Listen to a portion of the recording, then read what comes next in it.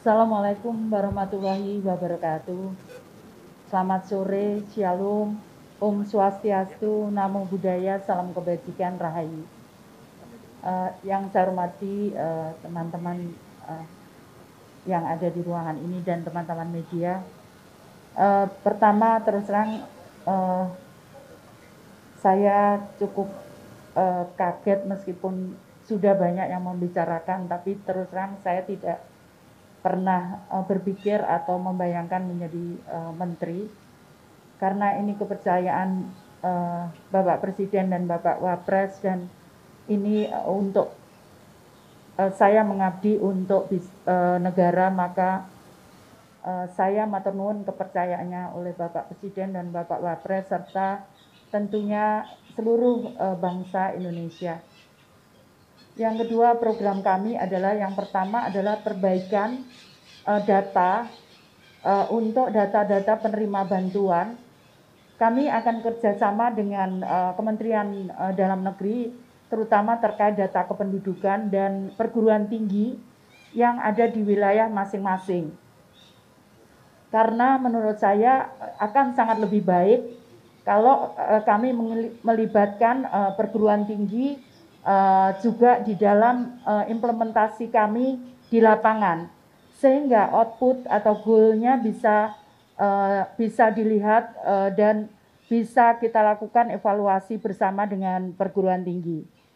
Yang kedua adalah kami akan menyampaikan ke Bapak Presiden bahwa program-program kami adalah program pemberdayaan. Jadi sebagaimana diamanatkan di undang-undang bahwa yang pertama adalah kemanusiaan, keadilan, dan fakir miskin itu dan anak-anak terlantar itu di bawah tanggungan pemerintah.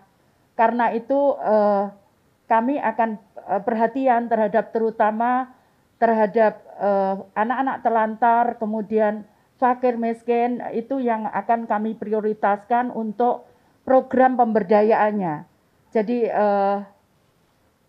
sehingga anak-anak kita bukan hanya menengadahkan tangan, tapi mereka bisa melakukan segala sesuatu, termasuk yang sudah kami lakukan sebelumnya adalah bagaimana meskipun mereka disabilitas, namun mereka bisa berguna dan bermanfaat.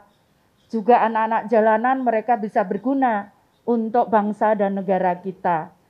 Yang ketiga adalah kami akan melakukan pemberdayaan karena dengan kerjasama dengan beberapa kementerian, misalkan Kementerian Koperasi, Perdagangan, Perindustrian, karena kami akan memberdayakan kalau suaminya sudah bekerja, namun kondisinya dia masih butuh bantuan atau miskin, maka kami akan melibatkan mesin yang kedua, yaitu kaum ibu-ibunya.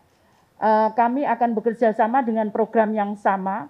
Tadi saya sampaikan membentuk koperasi bisa di tingkat kecamatan dan bisa di tingkat kelurahan. Kita akan lihat perkembangannya membutuhkan, karena tiap daerah itu mempunyai karakteristik yang berbeda-beda.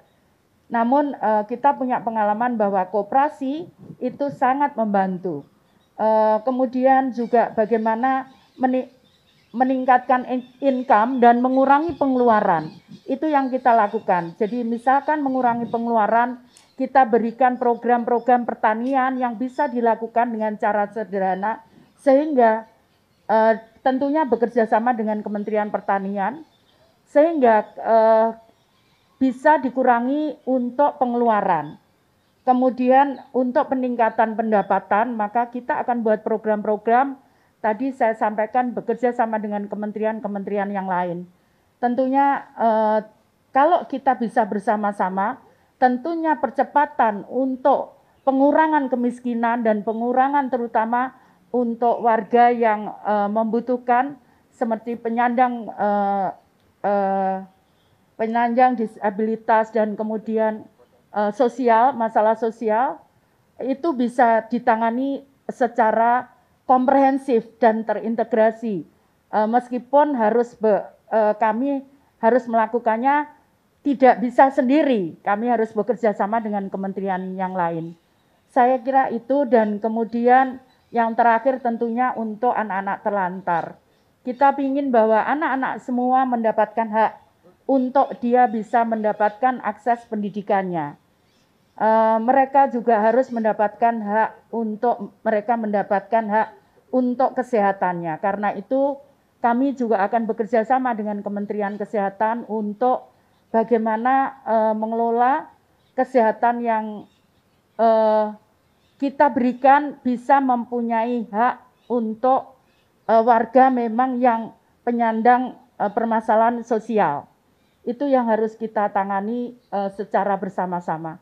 Saya kira itu yang bisa saya sampaikan. Terima kasih. Wassalamualaikum warahmatullahi wabarakatuh. Selamat sore. Om Swastiastu, Salam Rahayu. Pengambilan sumpah jabatan Menteri dan Wakil Menteri Kabinet Indonesia Maju sisa masa jabatan periode tahun 2019-2024 oleh Presiden Republik Indonesia. Sebelum saya mengambil sumpah berkenaan dengan pengangkatan saudara-saudara sebagai Menteri Negara dan Wakil Menteri Negara Kabinet Indonesia Maju dalam sisa masa jabatan periode tahun 2019-2024. Terlebih dahulu, saya akan bertanya kepada saudara-saudara, apakah saudara-saudara beragama Islam? Ya. Bersediakah saudara-saudara untuk diambil sumpah menurut agama Islam? Bersedia. Apabila demikian, harap mengikuti dan mengulangi kata-kata saya.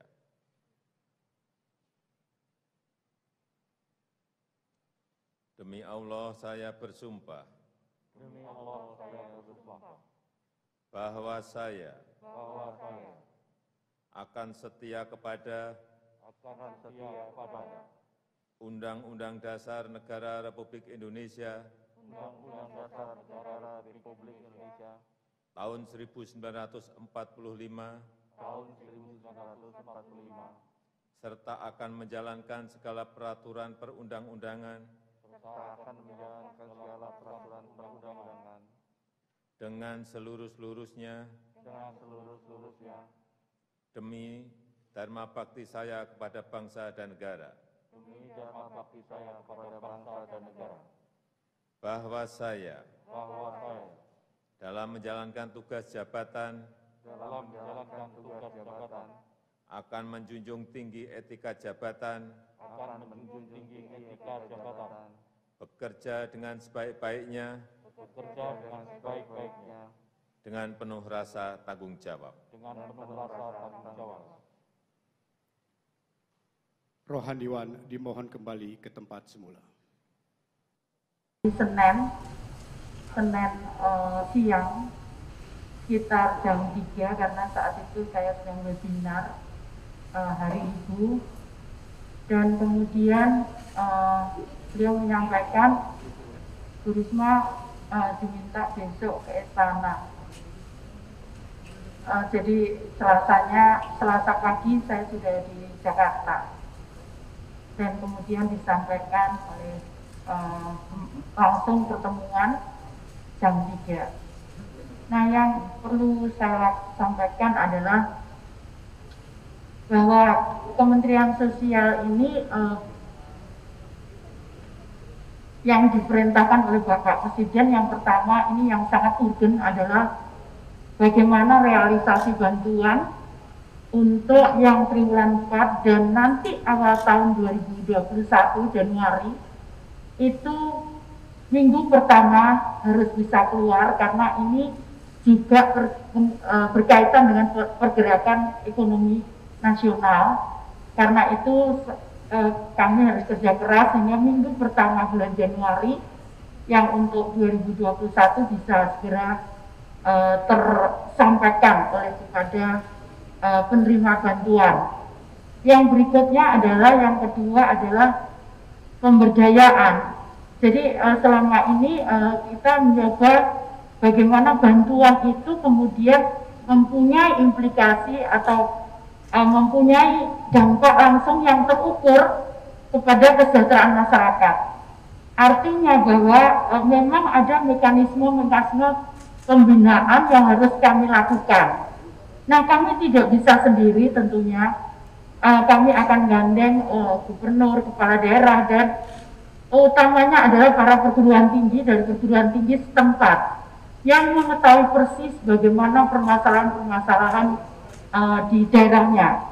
Kemudian kami juga harus antisipasi karena sesuai dengan ramalan BMKG akan terjadi setelah La Nina, curah hujan yang tinggi, maka akan ada El Nino, di mana kemarau ini sangat tinggi. Itu tentunya akan berimplikasi pada hasil produk pertanian ataupun yang lain, sehingga itu yang harus diimbangi supaya tidak terjadi kelaparan. Nah, yang berikutnya adalah perbaikan data. Kami akan bekerja sama dengan Kementerian Dalam Negeri, Ditjen Kependudukan, untuk updating data tentang penerima bantuan, karena ya memang pasti ada selisih, karena hari ini diupdate, mungkin hari ini pula ada yang meninggal dan pindah dan sebagainya. Nah, itu yang harus kita terus tangani day to day, dan terus terang kita akan lakukan semuanya itu dengan transparan dan tidak ada lagi cash atau tunai dalam bentuk apapun, tapi kami akan menggunakan semua transaksi secara elektronik, dan juga masukan-masukan dari daerah kami akan gunakan elektronik yang cepat, sehingga perbaikan data bisa segera kami lakukan. Dengan demikian efektivitas akan bisa tercapai. Saya kira demikian. Terima kasih.